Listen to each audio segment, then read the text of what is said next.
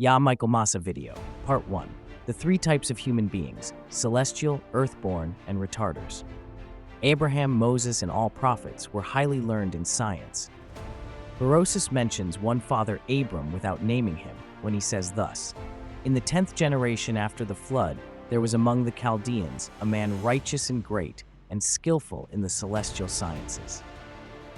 And King Solomon passed all the kings of the earth in riches and wisdom." 2 Chronicles 9, verse 22. And Moses was learned in all the wisdom of the Egyptians, and was mighty in words and deeds. Acts 7:22. A Congo does not employ dim-witted servants.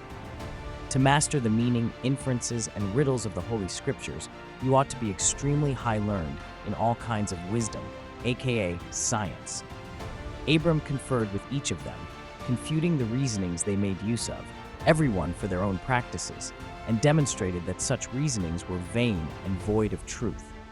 Whereupon he was admired by them in those conferences as a very wise man, and one of great sagacity, when he discoursed on any subject he undertook, and this not only in understanding it, but in persuading other men also to assent to him. For whereas the Egyptians were formerly addicted to different customs and despised one another's sacred and accustomed rites, they were very angry one with another on that account. Abram communicated to them arithmetic and delivered to them the science of astronomy. For before Abram came into Egypt, they were unacquainted with those parts of learning, for that science came from the Chaldeans into Egypt, and from thence to the Greeks also. Science is African, so do not be mesmerized by European tricks that they invented, science. Today we're going to talk about history, because every man, before knowing anything, he must know his history. Today's teachings will be based on the creation, the true creation, because here it is about the creation according to our history, and the three earthly humans. We will start from the beginning until today, because it is important that everyone knows where he comes from, who he is, and where he is going. Before knowing the history of others, you must know your own history. What is the point of knowing the history of others when you do not know your own? Today we will start with kinsemi, which means creation. When we say the world was created, God created the world, what world are we talking about? If we go to the Bible, it is said God created the world. The first day God created the heavens and the earth. But according to the great initiates, we will know the truth of what this biblical passage means. But according to the Bakongo religion, we speak about Nzide, which means we have the world in which we live, but also the worlds of which we do not live, but other beings live there. The world we are talking about is called Pinanza, not the earth, because many people think that when God created the world, he only created this world, earth. According to the Congo religion, the Congo wisdom, Nzaloa, which means solar system. The solar system means that we have the sun and 12 planets that form what is called Nzaloa. God of Congo then decided to create our solar system. That's why in the Bible we say, on the first day, God created the heavens and the earth. But in reality, God did not create the heavens and the earth that day, because in our vision of things, there is the sky above and the earth below. But there is Mercury, Venus, Kazayu, Earth, To, Kavita, Kisaka, Kimbenza, Likasi, Nipudo, Nemwilu, Mukada, and Taswa, and Mboswa. Job 11:8. The sky is no limit for God, but it lies beyond your reach. God knows the world of the dead, but you do not know it.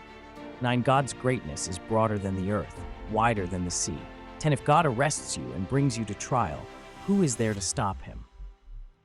8. The sky is no limit for God, but it lies beyond your reach. God knows the world of the dead, but you do not know it. God's greatness is broader than the earth, wider than the sea. 10. If God arrests you and brings you to trial, who is there to stop him? So that means that on the first day, God created the spirit and the matter, because all the solar system that you see is first the spirit and then the matter. For example, the sun, which is a matter composed of fire, but the spirit which envelops the sun is Name Bumba Loa, which is like the architect who is going to work in collaboration with the creative genies. When God created the solar system, he did it in collaboration with 49 Mahaba, superior spirits or creative genies. So when we say that on the first day God created the heavens and the earth, we are not talking about the sky, because there are 7 heavens, 7 colors, 7 doors, 7 Bisimbi Sambodia, 7 bases, 7 sounds, 7 bodies. And if we multiply 7 by 7 equals 49, which represent the 49 superior spirits who associated themselves with the spirit of the sun, named Bumba Loa, to create the new solar system. When the Bible says on the second day, God said, "Let there be light," and there was light. But when they say that on the first day, God created the heavens and the earth, did the sun exist or not? Because on the second day, the light did not exist. But in the Congo religion, we learn that when the sun was still spirit, the light did not exist yet in the solar system, and God decided to entrust the responsibility to the spirit of the sun, Nembumba Loa, by giving him the location in a part of the universe to create a new solar system. This is how the spirit of the sun manifested itself by transforming itself into matter through a very powerful fire that we commonly call the sun. This fiery fire produced sparks that spread throughout the universe, and in this spread, the Mpinanza planets were formed. But before the planets were formed, in the case of the planet Earth, which we will talk about the most, the sparks, when they come out of the fire, first turn into air. Then part of the air turns into water. Then part of the water turns into earth, and the water remains above the earth. That is why we have 4 fundamental elements: fire, air, water, and earth. After the transformation of the sparks into 12 planets, they begin to turn around the sun, and when the earth turns around itself, it makes 1 day, and to make a complete turn around the sun, it must turn around itself 365 times. We speak then about the rotation and the translation. But not all planets do the same. At the time of the creation of the sun, the sparks rejected by the fire of the sun created also the stars, which are very far from the solar system, and the whole of the stars very far. And the solar system forms what one calls Kisanganza, galaxy, which is in more composed of 12 constellations. Now the galaxy in which we live is called Nzila Zombo, Milky Way. God created the solar system, and as we live on the Earth, which is the 3rd planet of the solar system, there are also beings that live on Venus, as well as the 12 other planets, but they are not beings that have the same appearances as us. Wherever God created, He always put beings to live there. When the sun created the planets and the stars, He sent us what is called Kinzunga Pinanza, satellite of the Earth, that revolves around the Earth. This satellite does not come from the sun because it is older than the sun, because before the spirit of the sun, named Bumba Loa, was transformed into matter, Mama Ngonda, the moon, already existed. At the time of the creation of the planets, the moon was taken somewhere in the cosmos to be placed on the planet Earth. We will devote a whole course to talk about this satellite, and we will talk about the usefulness of the moon. So the Earth we are talking about is the Earth in which we live, but there are thousands of other galaxies of which we do not know. But we are not going to talk about these other galaxies because they are not ours. The best is to talk about our galaxy. Then we are going to talk about other galaxies. To prove that there are other beings on other planets, we will see that there are 3 kinds of men on the planet we live on. Our first parents came from a star, Kakongo, and they landed in Ethiopia, where our first ancestor was called Nenzala Mpandu and his wife Mama Nkenge Lufuma.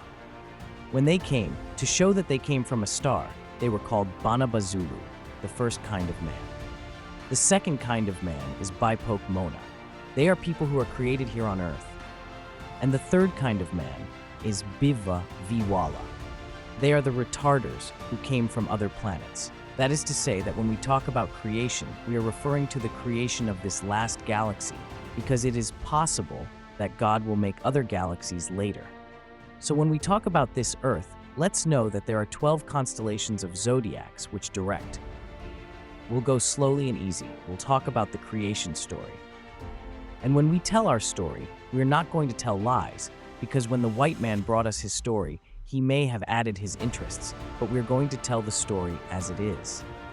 That's why many people say that the number of planets stops at 9 planets, but the planets don't stop at Pluto. There are 12 planets. That is why I wrote the names of these 12 planets in Kikongo: Hangia, Kazayu, Toto, Kavita, Kisaka, Likasi, Niputo, Nemulu, Mukada, and Mbobwa. And to finish, we don't say that God created, but God manifested himself.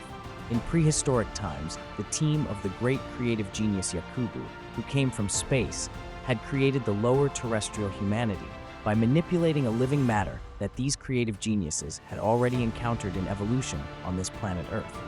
From this primary living matter, previously shaped by the force of nature, God, the great being Yakub, said to his team, "Let us create man in our image."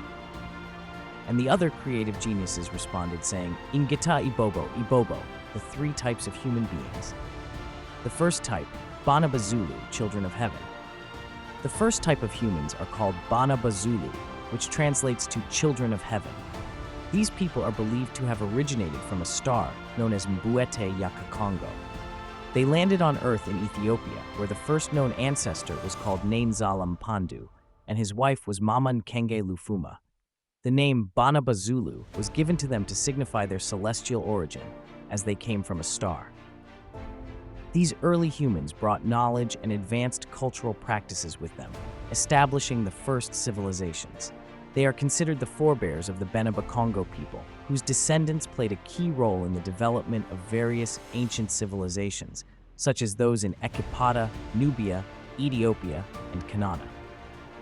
The second type, Bipoke Mona, Earthborn. The second type of humans is called Bipoke Mona, meaning the Earthborn. These humans were created here on Earth and did not come from the stars. They are part of the terrestrial lineage that developed in response to the natural environment of the planet. The Bipoke Mona are considered the foundational people of Earth, building civilizations from the ground up. They learned how to live in harmony with the Earth, focusing on agriculture and early forms of political structures. These humans are the ancestors of the majority of Earth's population today. The third type, Bivwa Vwalers. The third type of humans, called Bivwa Vwala, meaning the Retarders, are believed to have come from other planets. They arrived on Earth at a later stage and brought with them disruptive influences. These extraterrestrial beings are considered the cause of many of Earth's problems. They introduced technology and ideas that focused on control, expansion, and war. They are associated with the development of nuclear weapons and other destructive technologies that have caused great harm to the planet. Their presence created significant imbalances in Earth's natural order and affected the trajectory of human development. The formation of terrestrial humanity and its problems. Together, these three groups, Bana Zulu, Bipoke Mona, and Bivwa Vwala, form the current terrestrial humanity, which is a humanity filled with problems. The Bivwa Vwala are seen as the main cause of these problems due to their introduction of destructive technologies and their inclination toward control and war. The Great Mahaba from the planet Kakongo constantly monitors Earth and its inhabitants. The Mahaba sees the terrestrial humans as barbarians of the Earth because they are equipped with nuclear weapons and possess destructive tendencies that could lead to the destruction of the planet. There is a fear that the barbaric nature of the chiefs and leaders among humans might cause a nuclear disaster, which could not only destroy Earth, but also create an imbalance in the entire universe. The prophecy of the coming Messiah. Because of these concerns, there are continuous missions of flying saucers and scientific activities monitored by extraterrestrial beings who are watching the developments on Earth closely. Humans are now equipped with a certain level of science, but many lack consciousness and understanding of the deeper truths about the universe. This is a matter of grave concern for the Mfumuza Kayengele and the Nkua Tulendo, who is believed to be the next Messiah. The Nkua Tulendo, meaning the powerful being, is prophesied to come from heaven and bring justice to Earth. He is expected to restore order and balance to humanity, leading to a new era of peace and enlightenment. The Mfumua Ndongunu, or Lord of Victory, is another title for this great figure, who will lead the world to victory over the chaos caused by the Bivwa Vwala and their destructive technologies. Subscribe and share the video.